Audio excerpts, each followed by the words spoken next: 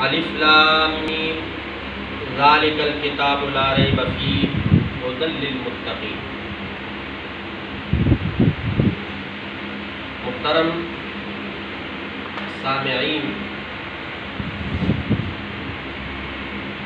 اللہ رب العزت نے انسان کو جب تخلیق کیا تو اس کے صحیح راستے پر لانے کے لیے اس کو تعلیم بھی دی کہ یہ کرنا ہے، یہ نہیں کرنا، اور ہمیں بھی سکھایا بھی کہ صحیح راستے پہ چلنے کے لیے آپ نے کیا دعا مانگی۔ تو ہم روزانہ نماز کے اندر ہر رکعت میں کہتے ہیں، مانگتے ہیں اللہ سے، اہدنا الصراط المستقیم، اے اللہ ہمیں سیدھا راستہ دکھا، وہ راستہ جس کا اختتام آپ کی رضا ہو، وہ راستہ جس کا اختتام رسول اللہ کی اطاعت ہو، وہ راستہ جس پہ صحابہ کرام چلے، وہ راستہ جس پہ بزرگان دین چلے، وہ راستہ نہیں جو آپ کے ناراضگی کا سبب بنے، وہ راستہ بھی نہیں جو شیطان کا راستہ ہو، وہ راستہ بھی نہیں جو یہود اور نصارہ کا ہو، غیر المغضوب علیہم ولا الضالین۔ اب ہم یہ دعا مانگ رہے ہیں، یا اللہ ہمیں سیدھا راستہ دکھا، یا اللہ ہمیں سیدھا راستہ دکھا۔ اب ہم جب کس سے پوچھتے ہیں کہ یہ کتنے ٹرانسپورٹ کے اڈے ہیں، کوئی جانا چاہ رہا ہو پشاور اور وہ کس سے پوچھے کہ میں پشاور جانا چاہتا ہوں، وہ میری رہنمائی کرے، میں کس گاڑی میں بیٹھوں یا میں کہاں سے کون سی گاڑی میں بیٹھوں، اور وہ لگا رہے مجھے پشاور کا راستہ بتا، اور ہم چپ، تو پھر کوئی مقصد تو حاصل نہیں ہوا نا۔ اب ہم کہتے ہیں اہدنا الصراط المستقیم، اہدنا الصراط المستقیم، ہمیں سیدھا راستہ دکھا، ہمیں سیدھا راستہ دکھا۔ تو سیدھا راستہ ہے کون سا؟ وہ پشاور کون سی گاڑی جاتی ہے؟ وہ راستہ سیدھا کون سا ہے؟ تو اللہ رب العزت فرماتے ہیں ذالک الکتاب لا ریب فیہ، یہ ہے وہ راستہ سیدھا، اس میں کوئی شک ہو، یعنی قرآن سیدھا راستہ۔ اب ہم جب قرآن کا مطالعہ کرتے ہیں، اس کی تلاوت کرتے ہیں، یا ترجمہ پڑھتے ہیں، یا اس تفسیر سمجھنے کی کوشش کرتے ہیں، اور ہم احادیث کی طرف جاتے ہیں، تو صحابہ کرام میں سے ایک صحابی ہے ابو ذر غفاری رضی اللہ تعالیٰ عنہ، وہ پوچھتے ہیں نبی علیہ الصلوۃ والسلام سے کہ اے پیارے محبوب، وہ چیز ہمیں بتا دے جس کے کرنے سے ہم سیدھا جنت جانے والے بنے۔ تو نبی علیہ الصلوۃ والسلام نے فرمایا کہ جنت لے جانے والی چیز وہ ہے ایمان۔ وہ کیا ہے؟ ایمان۔ اب جس میں ایمان ہے وہ جنت جائے گا، یا یہ ایمان اس کو جنت لے جائے گا۔ اور اس کا تعلق کس کے ساتھ ہے؟ عقیدے کے ساتھ ہے۔ جس کا عقیدہ درست ہو۔ تو وہ صحابی نے پھر پوچھا اے پیارے محبوب، وہ عمل بتائے جس کے ذریعے سے ہم اس عمل کو کر کے ہم جنت جانے والے بنے۔ تو نبی علیہ الصلوۃ والسلام نے فرمایا ایمان کے بعد انفاق فی سبیل اللہ، یعنی اللہ کے راستے میں خرچ کرنا۔ تو جس کے پاس کچھ ہوگا تو وہ کچھ خرچ کرے گا۔ تو ایسے بھی لوگ تھے جن کے پاس کچھ بھی نہیں تھا، اب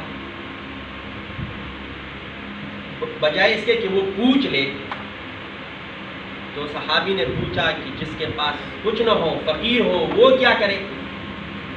تو نبی علیہ الصلوۃ والسلام نے فرمایا کہ وہ اچھی بات دوسروں کو بتائے، یعنی امر بالمعروف کرے، نہیں عن المنکر، یعنی برے کاموں سے لوگوں کو روکے۔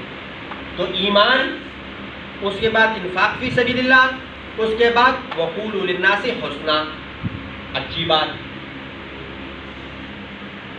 اب اگر کوئی اچھے کام کی تلقین نہیں کر سکتا، برے کاموں سے منع نہیں کر سکتا، اب ہمارا تو اللہ پہ ایمان ہے، رسول اللہ پہ ایمان ہے، ختم نبوت پہ ایمان ہے، قرآن پہ ایمان ہے، قیامت پہ ایمان ہے، جہنم جنت پہ ایمان ہے، اور انفاق فی سبیل اللہ نہیں کر سکتے، یا اچھی بات نہیں کر سکتے، برے باتوں سے نہیں روک سکتے، برے کاموں سے نہیں روک سکتے، تو پھر فرمایا نبی علیہ السلام نے کہ آپ وہ کام کرو کہ کوئی کرنا چاہے لیکن کر نہیں سکتا، اور آپ کر سکتے ہو وہ کام۔ فرض کریں ایک بندہ سڑک پار کر رہا ہے، 80 سال کا بوڑھا بابا ہے یا بوڑھی اماں ہے، وہ سڑک پار کرنا چاہتی ہے، نہیں کر سکتے یا نہیں کر سکتی، اور آپ نے اس کو ہاتھ سے پکڑ لیا اور سڑک پار کروا دی، تو یہ وہ عمل ہے کہ بندہ سیدھا جنت میں جاتا ہے۔ اب یہ کتنا چھوٹا سا کام ہے، تو اس سے ایک تعلیم ہمیں اور بھی ملتی ہے، وہ کیا کہ کوئی بھی برائی چھوٹی اور معمولی سمجھ کر نہ کیا کرو، چھوٹی سی تو ہے، کر لینے میں کیا حرج ہے، کیوں کہ چھوٹی گناہ جب بار بار کرتے رہو گے وہ کبیرہ گناہ بن جاتی ہے، یا چھوٹی گناہ جب کئی گناہ اکٹھے ہو جاتے ہیں وہ کبیرہ گناہ بن جاتے ہیں، اور کوئی بھی نیکی معمولی سمجھ کر اس کو چھوڑو نہیں، کہ اب یہ دیکھو معمول راستے پہ جا رہے ہو، کوئی روڑا پڑا ہوا ہے یا کوئی کانٹا پڑا ہوا ہے اور وہ ہم نے ہٹا دیا تو ہمارا کیا خرچ ہوا؟ اب ایک بندہ اس کو معمولی سمجھ کر آنکھ کے چرا کے نکل جاتا ہے، تو کوئی بھی نیکی معمولی سمجھ کر اس کو مت چھوڑو، اور کوئی بھی برائی معمولی سمجھ کر اس کو مت کرو، کیوں؟ کیونکہ یہ جو بڑے بڑے پہاڑ ہیں یہ چھوٹے چھوٹے ذروں سے مل کر بنے ہیں،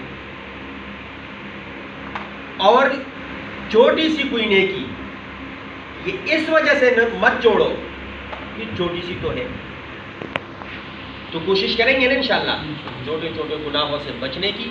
ایک دن جب آتا ہے ایک بندہ چھوٹے چھوٹے گناہ کر دیتے ہیں تو وہ پھر دلیر ہو جاتا ہے، وہ بڑے گناہ بھی کر لیتے ہیں، اور اب جو چھوٹی چھوٹی نیکیاں نہیں کرتے ایسا بھی وقت آتا ہے کہ اس کو موقع بھی ہوتا ہے، وقت بھی ہوتا ہے، صحت بھی اجازت دیتا ہے کہ بڑی نیکی کر لے، لیکن وہ اتنا